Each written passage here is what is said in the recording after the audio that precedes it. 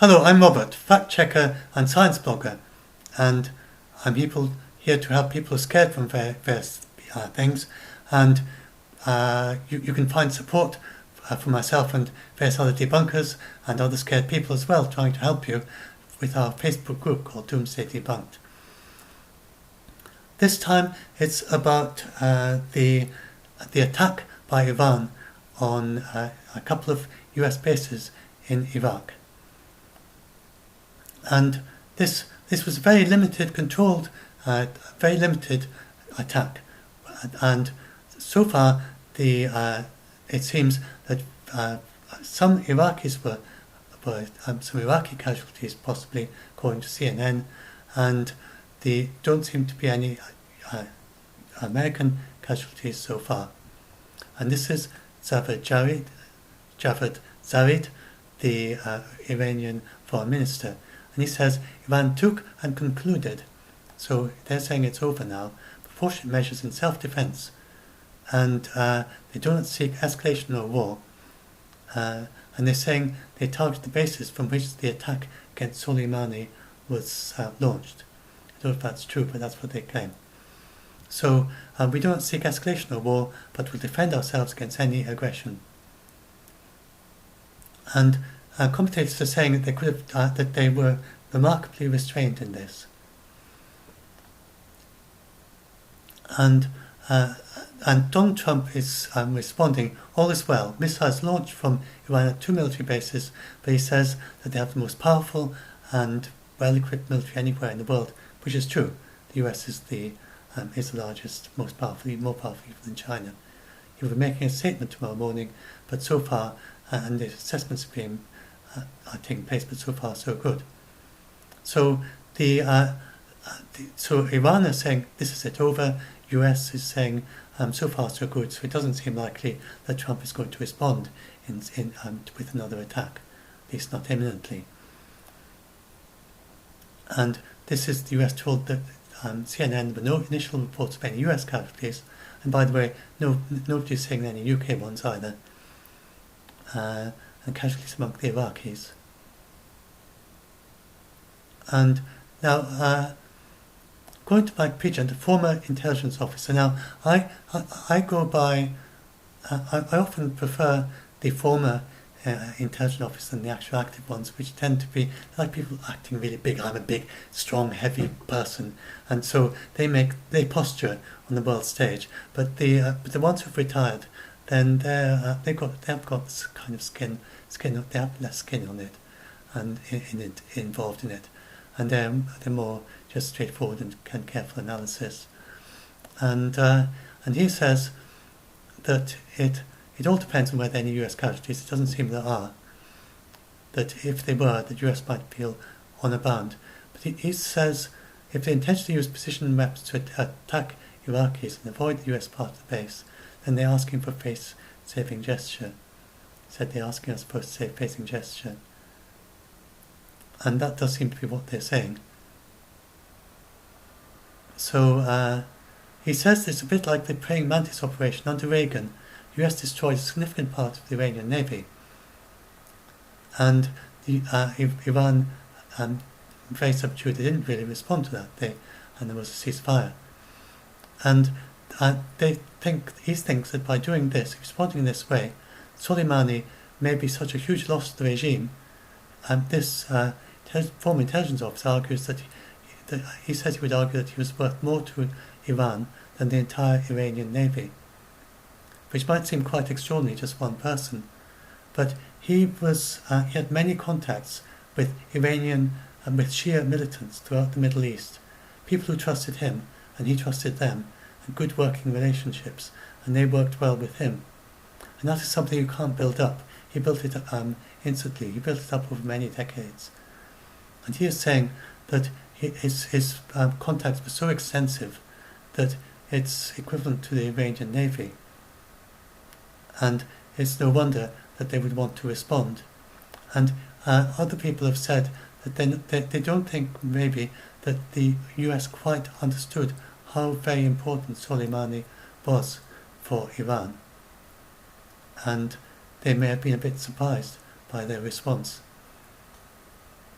But anyway, that is, he says it could be this response, and then they stop. They're saying we could do more. We're going after military targets, but we want you not to respond. And this seems to be the way Trump is taking it. But if they use US soldiers, then it's a bad card. And it seems they use ballistic missiles, more than a dozen. They would use lots of ballistic missiles because the US has anti-ballistic missile weapons, but they only have a certain percentage chance of success. So I would imagine that's probably why they use so many. So this is our response. We don't want you to respond. Such huge loss to the regime, we have to do something, and this is the response to respond. And then they stop. So this seems to be what's going on. Now, I'm going to go on with the rest of this later on, but first of all, just talk to a few things that scare some of you. So, I'll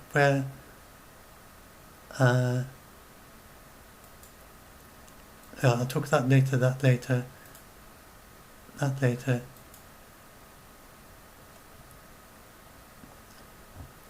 This is important. I'll talk about that quite soon. I should put this in order of importance. Hope your mind's a bit of a pause, but I mean, I've given you a fair bit to think about already. So, just think. Peacetime. I'm trying to find the one about the draft.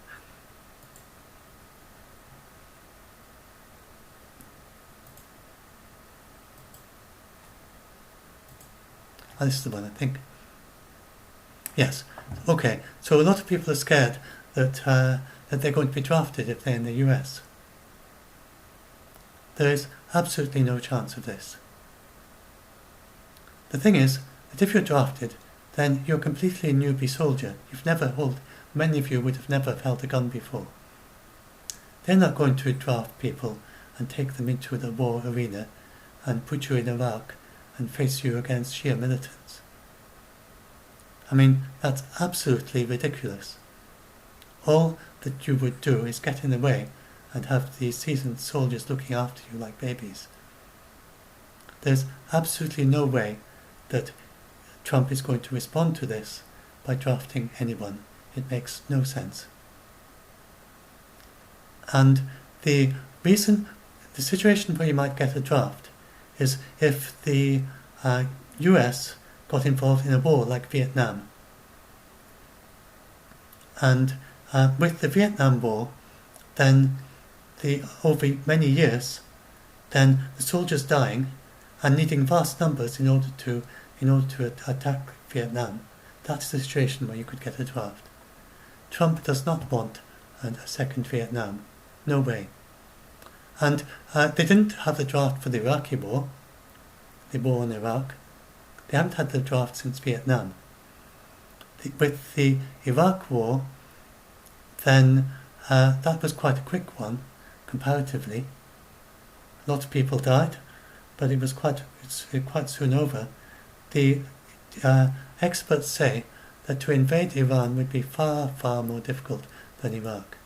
Iraq is hugely... Now, where have we got that? I'm getting a bit confused because I've got so many things up here. Where is it? Must be this one. It's the last one I've got left over. Righto. Yeah, this is about how Trump would not gain votes from starting a new Vietnam. So this is a very respected analysis, and this line is using two equations here. Positively, by the weighted average growth per capita real per disposable personal income, that's that line. The share of votes and the capita income. So if you improve the economy, then the incumbent on their second term tends to get more votes. But the other thing that happens is that if you have US military fatalities, you have a war in which the US soldiers die, then this is a major vote loser, according to this analysis. Look, it was dropped 7.7% by Vietnam, Korea by 10%. Now, there's a lot of scatter, as you can see, but according to his equation, in which these two work out, fits those two, then he thinks that the actual Iraq war cost Bush about 0.7% of his vote share, which is an amount that could easily change a win to a lose. This is vote share, not the number of seats. Of course, you can have less votes and yet win a majority of seats. So people who say that Trump would want to start a major war because he would win votes, no. It doesn't actually work. It isn't credible. Something like the response to 9/11, then that gave a temporary boost. It's possible as a temporary bit of a boost, but it doesn't seem very much of one for Trump for doing this attack on Soliemani. He's getting also people who are losing as well as gaining. And but in the case of if you actually started an actual war, then think, for instance, about all the Latinos. Quite a lot of them voted for Trump. How many of those would now, the one kind of borderline ones, and even some wouldn't normally vote Republican, but they were kind of something about him they kind of liked for some reason. Maybe not thinking very logically, maybe a bit of a laugh even. These people would not vote for him if he started a war and started losing American lives.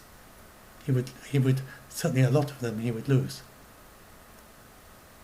And then as for the Democrats, then there's absolutely no way that this is going to be a vote win amongst Democrats, because the ones who voted Democrat in the last election, because they would use this as a campaign point.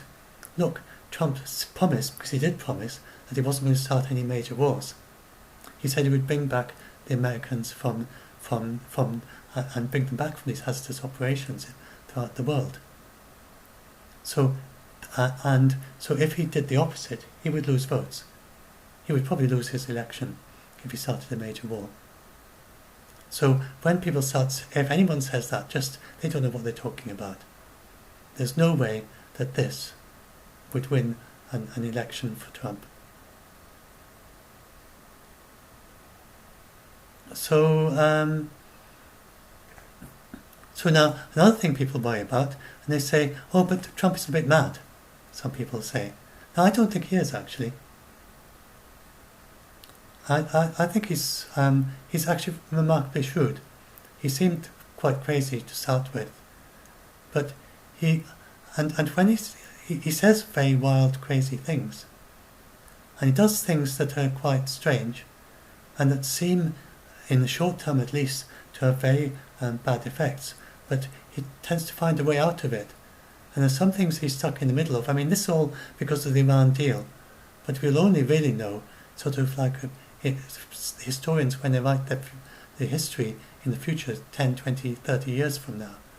Then I think even then they'll be scratching their head and kind of trying to figure out what exactly happened during Trump's first term. Already people kind of arguing about it and trying to figure out what has happened. And I think they'll be very confused, and lots of different academic point of views, sort of 30 years from now, about what happened and why it happened. And I'm not sure that we actually see it very clearly when we're in the middle of it. It seems like very bad strategy, what he's doing with the Iran deal, and certainly Europe is not behind it at all. But we have to see where it goes. In any case, he's whatever you think about his strategies and things, he has not turned out to be a hawk. He surrounds himself, and so he's not going to invade. I just wanted to explain. Did I explain? No, I don't think I did. So that was in this one. Yes, I explained in this one. So no, not that one. Not that one. Not that one. Oh yes, this one. I said you're not going to be drafted. Yes, so I explain. I didn't quite explain. I don't think I got down to explaining there that this is basically the situation. If they were to try to invade Iran, then it's very much like the charge of the Light Brigade, where a military band of epic precautions, in which they just charge on cavalry against cannon fire. Now you might think, the US has got a vastly superior army. How can it be like a charge of light brigade if it would try to invade Iran? Well, this soldier explains. He's a former spokesperson, retired General Mark Kinnett, and he was the spokesperson for the Allied forces for the Iraq invasion. And he said, we have 500,000 American troops. We'd probably put a good majority of those into the region if we need to construct assault operations. And he was talking about when Trump sent some reinforcements there. It's just to protect the region. When he sends a few thousand people to the Middle East, this is not going to be any use at all for an invasion. And this is the reason. Iran is about as big as Western Europe, ringed by mountains, ocean and swamp. And it's got lowlands, salt flats and deserts, largely uninhabitable. The Iranian forces are even superior to Pakistan. They're only second to Israel in the Middle East. They're far superior to Iraq. They would not let the US establish a no-fly zone. They can shoot down even the high-altitude drones.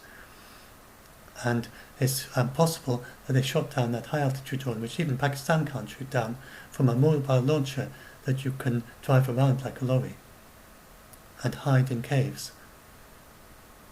They have a launcher which may have this capability, and obviously we don't know the secret intelligence, but the non-secret people looking at it think it is possible that they may have shot it down from a mobile launcher and not even from a base.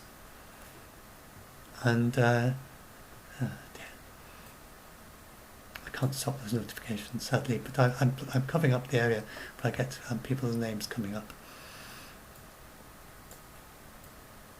So if they tried to invade Iran with just a few thousand, even a few tens of thousands of people, then they would need to use tanks driving over these salt marshes. They would have these Iraqi fighters shooting at them.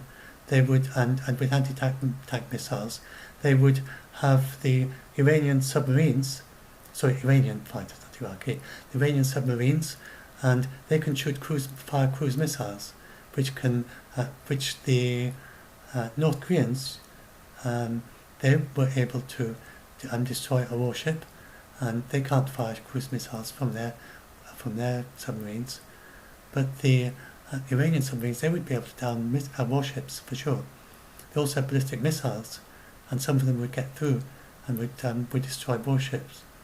You are talking about a situation where thousands of American soldiers would be likely to die, would be certain to die really, if there was an attempt at invasion. It would be a second Vietnam, basically, of that order, getting on for that order. And there's absolutely no way that Trump wants a second Vietnam, as I just explained with this thing back here. However much cynical you are, he doesn't want this. But as I was just explaining up here, then Trump is not. He hasn't shown himself to be a hawk. He's quite shrewd. He's a businessman. What he cares about are things like golf courses and hotels, not necessarily his own. I'm not saying cynically he does this just to protect his own business interests, but he certainly understands business interests, and wars are not military interests particularly, but peaceful things like golf courses and hotels, and they don't do well in a war. So he has proved himself not to be a hawk, and he's not. John Bolton is not realistic. He is not a military strategist. He said things like, we're going to be in Iran. So Trump surrounds himself by these unrealistic hawks, and they're like dogs. They're like sort of guard dogs. I see them as a bit like guard dogs around them go, and they're very, very scary. And people run away and they go, oh, is the United States going to attack us? That's basically what people like John Bolton are like. But it's not actually, but they're on a firm leash. And he doesn't let them go. And if necessary, he fires them, as he did with John Bolton when he got a bit out of hand. And I think that's quite a good analogy to understand what's going on. And Trump himself, he has a lot of of bluster and fighting talk. But then so do the Iranians, and so do North Korea. They say all sorts of extraordinary, extreme things that they don't actually do. And maybe he was the right person in some ways at the right time, certainly for North Korea. I think he was. I'm not so sure for Iran, but this is what's going on. And so some of you still might not be totally convinced by that. And so if you are worried, and you think, oh, but suppose Trump just went crazy. The stress of the job got to him. He had a kind of, maybe he's got some undisclosed mental disorder of some sort, and he's just going to go mad. There's no, crazy, he's going to start thinking illogically. Maybe he's just not going to have sound mental reasoning. Now, there's absolutely no such sign at all, in my view, and lots of people have said that he doesn't seem to be unsound of mind. He's sound and shrewd, but a little bit unpredictable. You can be unpredictable without being crazy. And I don't think there's any sign, and without, I think, I don't like the word crazy too much, without having mentally unsound thinking and illogical thinking. So I don't think that Trump has mentally unsound thinking in that sense. He often makes mistakes, he often misunderstands things, he's unpredictable, but I don't think he's mentally unsound. And I don't think he hallucinates. I don't think that he hears voices. I don't think that he has thought processes that are just completely illogical and don't make sense to anyone. But I mean, if you are worried about, but if you're still worried and that hasn't said enough, then there's this which will help you. That the question: can Trump order a military attack on civilians in peacetime? And this was a question about North Korea. It also applies for Iran, and the answer is no, a very definitive no. If Trump went to you get this bag that he carries around with him wherever he goes, not him, but an aide, which has got a button. Allegedly, it's got a button you press to throw nuclear weapons into space. That is not true. What it has got is that that's just a kind of fanciful idea. They call it his button, but it's not really. What it has inside are codes that he used to both verify his identity, in case it's someone impersonating him, or maybe nowadays a deep fake video. I suppose we could get someone doing a deep fake video of Trump telling them to launch a nuclear weapon or something.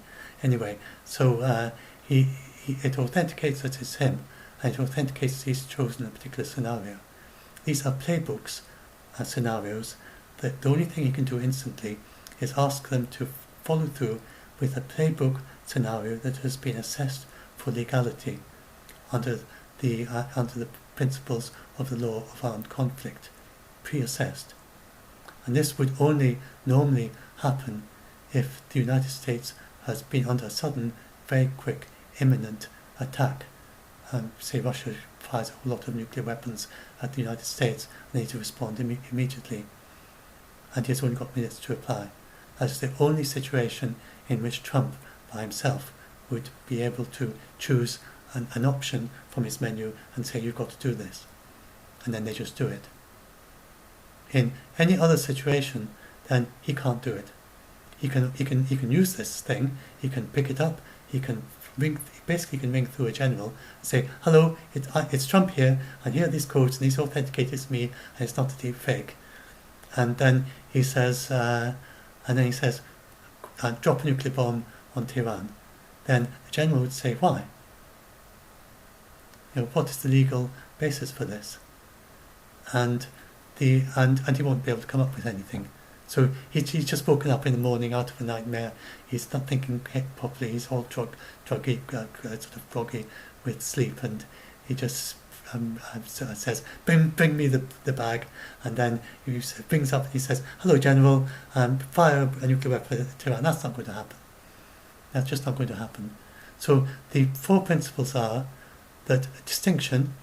You've got to have a distinction in order to ensure respect for and protection of civilian population, civilian objects, they always distinguish between the civilian population and combatants, and between civilian objects and military objects. So you wouldn't destroy a cathedral or House of Parliament or something like that. You would destroy a base or something, military base that is shooting at you. That's distinction.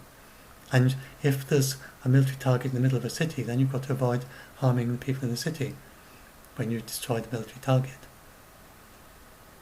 And proportionality, the loss of life and damage to property incidental to attacks must not be excessive. So that's what I said, like if it's in a city, in relation to concrete and direct military advantage. And military necessity, every injury must be is excusable only as far as is absolutely necessary. Anything beyond that is criminal. And unnecessary suffering, you mustn't employ superfluous injury or unnecessary suffering. Nuclear weapons fall under pretty much all of that. So he can't order a nuclear weapon attack on anyone. And the general, and you can have a read of this. I'll put links to all of this in the video description. There's the actual link. I think I've got the video of the actual press conference there somewhere. I've got a link to it. And anyway, so I'll put a link to that in the description. So now, another thing on the same situation, very similar. It's a nice segue from that. Yes, this one. Mark Esper, who's the US Secretary of Defense, he said they killed Soliemani because of an imminent risk to US citizens within days. Now, this relates to that thing I said about proportionality. That whatever you do must be proportional to the harm you've caused.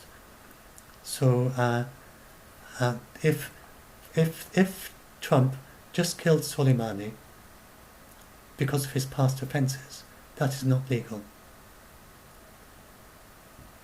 And particularly because he killed Soliemani together with 4 or 5 other Iraqi soldiers, and that is definitely, most decidedly not legal if it's in that situation, unless he was imminently about to do something. Now, it turns out that Mark Esper said very clearly that there was an imminent risk within days. Now, they're saying that this is proportional. For this to be proportional, it has to mean that there was a risk of large numbers of US citizens being killed by Soliemani. Now, if this is true, this probably explains why Iran has been so measured in its response. Because, of course, the Iranians would know. He's the second in command. The Iranian leader absolutely would know he was involved in planning some major attack on US either soldiers or civilians. And so, because what happened is that the US with the Iranian with the drone, they killed Soliemani along with the Iraqi soldiers who were just incidentally there because they went along to meet him. They were Iranian, they were Shia militants with Iranian sympathies, but it wasn't legal, especially this was in peacetime. In Iraqi, comparative peace, Iraqi is experiencing much more peace than it has for some time, although there are occasional rocket attacks. Technically it's at peace. US is at peace with Iraq. They did not authorize this with the Iraqi government either, which is why there were so many protests from the Iraqi government. It would require very unusual situations for all this to be legal. Now, it turns out that just possibly it is legal. So that's quite a surprise, and a good surprise for those of you who worry about this situation, the legality of the situation. So he says that he has detailed, highly sensitive data that we only share with the 8, including Nancy Pelosi. Now, this could be many different things. It could be that there's a spy amongst the Kurds who they don't want to, someone who's very close to Soliemani, they don't want to expose. It could be that they may be very likely that it's hacking. That it's possible that they actually were following on the screen as they did their planning, or video conferencing. They hacked into video conferencing, or they hacked into someone who was tapping into a screen and saying over secure connection, what they were going to do. Or it could be spy satellites with capabilities the Iranians don't realise they have. There could be many different reasons why there's highly sensitive data that explains how they knew what was going to happen. So anyway, they don't share this kind of thing, because the Iranians would then learn of capabilities they shouldn't know about, or it can lead to people's lives being endangered. US spies, for instance, being endangered. So we can't expect to know the actual reasoning, but the 8 people including Nancy Pelosi, I think you could be pretty certain that if it wasn't legal, and Nancy Pelosi, after she's had her briefing, will be very out front and will be saying that it wasn't legal. And they also, it does seem they've got a lot of confidence it was legal, quite close to legal. It's always a little bit grey area, but it must have been something very imminent within days, and for it to be legal, this has to be the only, or something like this. Not necessarily this is the only way they did it, but something resembling this, in which several people are killed, would have to be the only way to stop him in time. That's the only situation in which it's legal under international law. So I'm not saying I personally support this. I'm pacifist. So I of course wouldn't support this at all. But I'm just telling you that so I'm pacifist. What I mean is I wouldn't personally do this. So I'm personally a pacifist in my own personal conduct. And if there was a war situation, I might volunteer for the Red Cross. And in a battle situation, something like that. I don't mind going to dangerous situations, but I will not go into situations where I'm asked to kill someone. So that's a personal choice. But I'm telling you here about the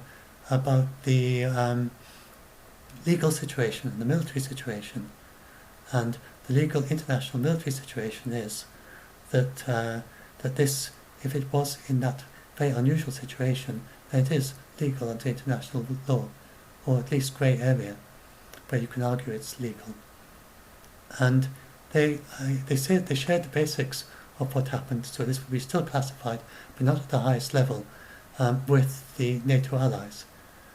And in that briefing, then there were none of the envoys raised any issues with the briefing, and none of the envoys challenged the decision. This is quite striking, and suggests they have rather strong intelligence to persuade all the NATO allies that they have sufficient cause. So all this helps the situation.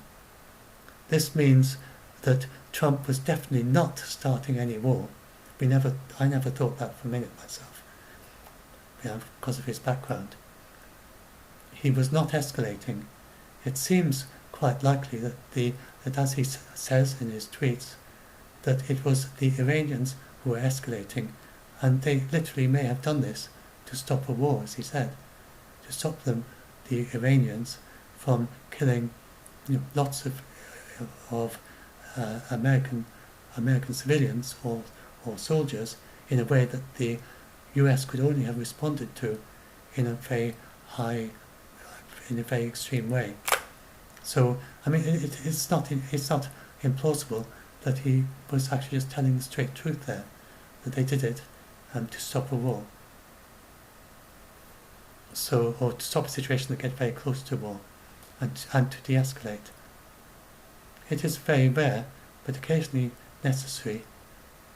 It is occasionally something like this could be de-escalating. So all these revelations that we've had recently have caused me to rather re-evaluate what happened here. And I'm not sure that it was an escalation. It might even have been a de-escalation. Very extraordinary way of de-escalating, but it might have been. We can't actually say. Now, so just to tie up another few loose ends, and then I end this video. So, first of all, all this thing about Trump saying he would target Iranian cultural sites. No, it was never credible that the Department of Defense gave him a list that included Iranian cultural sites. That's just not believable. Because now the reason is, well, like this example, you may immediately start to see what I mean. So this is Persepolis, have I spelled that properly? It's the likely site of the world's first charter of human rights in Darius Cylinder, and it's you get tourists from around the world go and visit this place. Extraordinary place in Iran. They have 24 cultural sites in Iran that are World Heritage monuments, whatever they called it, World Heritage sites, at the very highest level of needing to be protected. And it has been forbidden way back since 1899, the first phase of the Hague Agreement. It is absolutely illegal to target such sites. And the US itself, it actually signed a recent resolution of the UN condemning and saying the ISIS were absolutely wrong to target sites like that. The same with the Taliban in Afghanistan. It's absolutely wrong to target such sites. And this, for instance, this is the former National Security Advisor to former Vice President Joe Biden. Then he said, for what it's worth, I find it hard to believe the Pentagon would provide Trump, and I don't believe that the Pentagon provided him with the sites targeting Iranian cultural sites. Trump just got confused. Trump doesn't understand this sort of thing very well. Without, and the various other, there's been war crimes since 1977, according to the Protocol of Geneva Convention and the Hague Conventions of 1899, 1907, and he said numerous US military manuals for soldiers. There's a maximum punishment of 20 years in prison, and Sarah Bonin, who's a lawyer and specialist in historic preservation, says that if violating led to a death, then it carries a death penalty. To violate it carries a death penalty under US federal law. Trump didn't know any of that, probably. So no, Trump didn't target. They never targeted Iranian. I don't believe they ever targeted Iranian cultural sites. The federal law in the US is very, very strong on this. So what else do I need to explain? And Iran didn't threat to kill UK troops. Hezbollah will not. This is pretty much all over now, because hopefully this is the end of it for now. I did that. On the uranium enrichment, then you might like to have a little read of this. Iran doesn't seem to be withdrawing from the deal. No, in fact, it was a rather cleverly designed announcement. Every 60 days, they reduced the restrictions. And Javad Zarif again, he said that there will no longer be any restrictions on the number of centrifuges. They don't actually say they're going to enrich to higher levels of uranium, and they probably won't. And they're not leaving the nuclear deal. IAEA cooperation access will continue. It's all rather clever. It will continue to give IAEA, and so it's rather clever. They haven't actually done anything. They're probably not going to increase the enrichment at all. If they increase it slightly to 5%, it's still within the range of a civil reactor. It's only when you get to 20% that you start thinking that they could get a nuclear bomb quickly. So, anyway, we could have a little read of that. They're still within the nuclear deal and the Iran deal. And I think that Iran are kind of sitting it out, and they're hoping that they'll be able to talk to Trump. If not, then they will hope that Trump is replaced by someone else in 2020 that they can talk to. And that a lot of some commentators are saying that that's likely their strategy. So now I'm going to start talking. Just going to talk the last little bit, and this kind of segues in quite nicely. Let's see if I can find it again. This, right? Iran is actually they're actually they're a very decent country. I want you to understand that the Iranian, I'll end with this. I think it's a nice place to end. So the Iranians, they are very. The Iranian people are people too. There are lots of very, very good people in Iran. These are some people who help humanity, help with climate change, help reversing desertification, help in lots of different ways. Just as everywhere in the world, they're good, beneficial, helpful, decent people in Iran. And this is a rather heartening story. The roots of the look at this. Plant absorb the water of see that sand? It looks, now what I want to explain here is planting this tree, desert tree, into what just looks like sand, dry sand, but it's a little bit moist.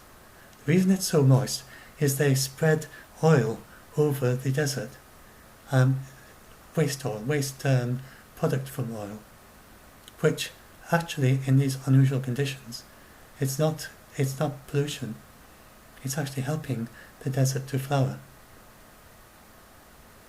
And they're growing trees in the desert. It makes a kind of mulch, and it helps retain moisture. And you wouldn't think you could plant a plant in there, but you can. It just grows. This tree will manage fine, just using that moisture. And then it's a permanent flowering of the Iranian desert.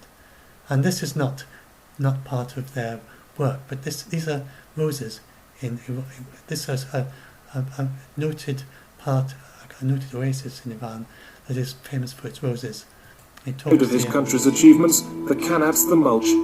He's unstoppable, except when he's showing us one of the many marvels of his country, the oasis of Gamsar, for example, famous for its roses. Roses as fragile as the environment when people upset its balance. And so these beautiful roses, that's in the middle of a desert, and that's one of the wonders in Iran. And they're reflowering and reversing desertification in the deserts. They actually, I explained something. Yes, Iran is pioneering in one particular area. It's one of the first countries in the entire world to implement universal basic income. They give an average of $1.50 of extra income per person per day. That's $120 million a day that they give to their poor people. And it's around 29% of the average family's income in Iran. So $1.50 mightn't seem a lot to you, but for a poor person in Iran it's a lot. And it's been quite successful in reducing employment and reversing poverty. This is one of these controversial things. There's a very similar project in Alaska. And you get this controversy, should we bring this out in other parts of the world? Iran is one of the countries that shows that this actually works. You can use a universal basic income to help, it actually reduces unemployment. People use this free money that they're just given by the government in order to start businesses and keep their businesses running and to employ other people. They don't waste it. And so this idea that poor people just sort of, if you give them free money, they just laze around and won't do anything, is absolutely not true. And Iran is a pioneer in this. So they are also high technology and export quality engineering and electronics, along with the steel and all their exports. And they're famous for their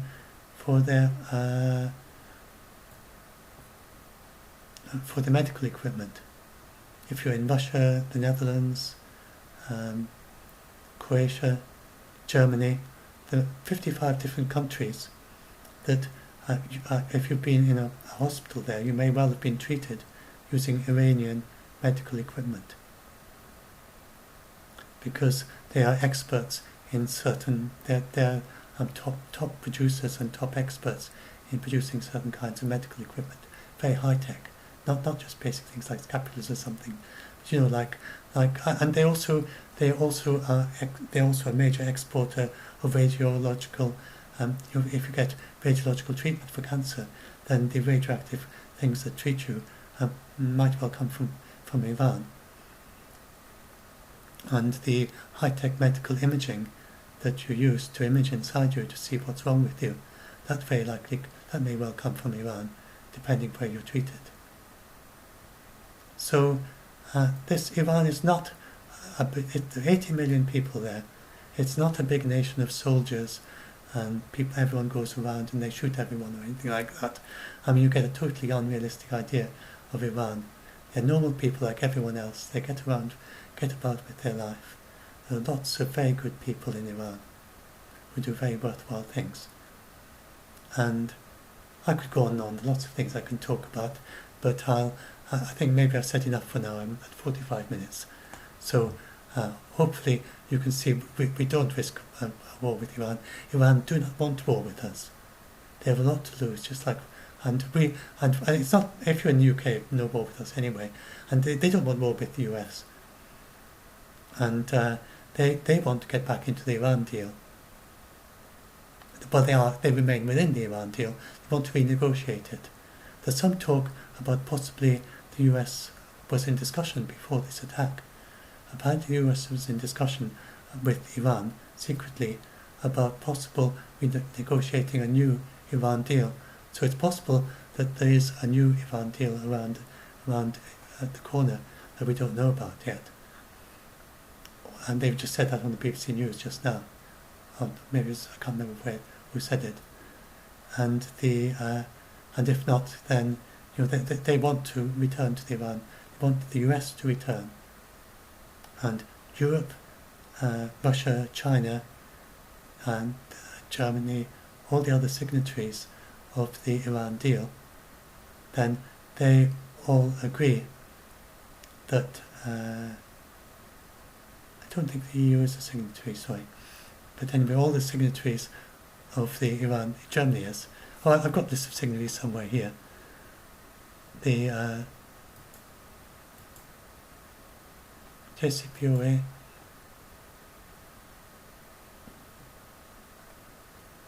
I'll bring it up in Wikipedia, they'll get it right.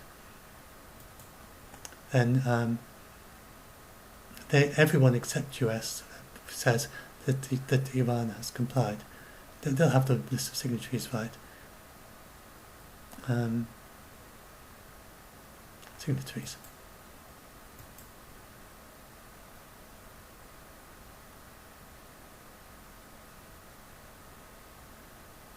China, France, Germany, European Union is in the Iran deal.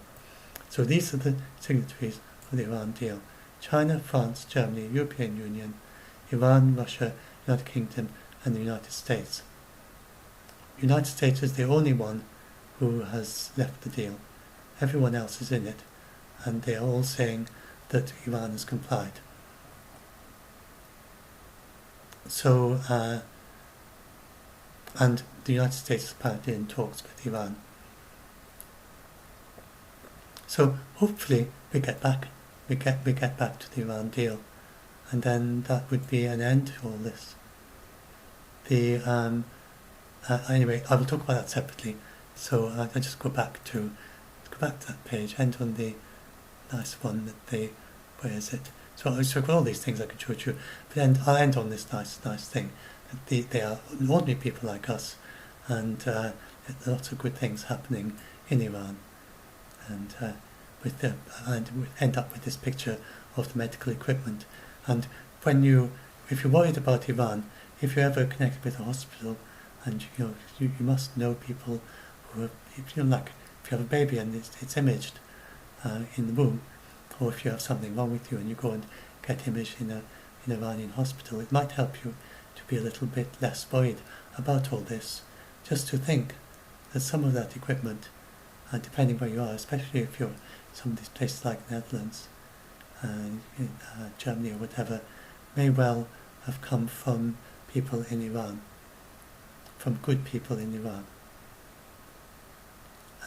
I'll end at that point.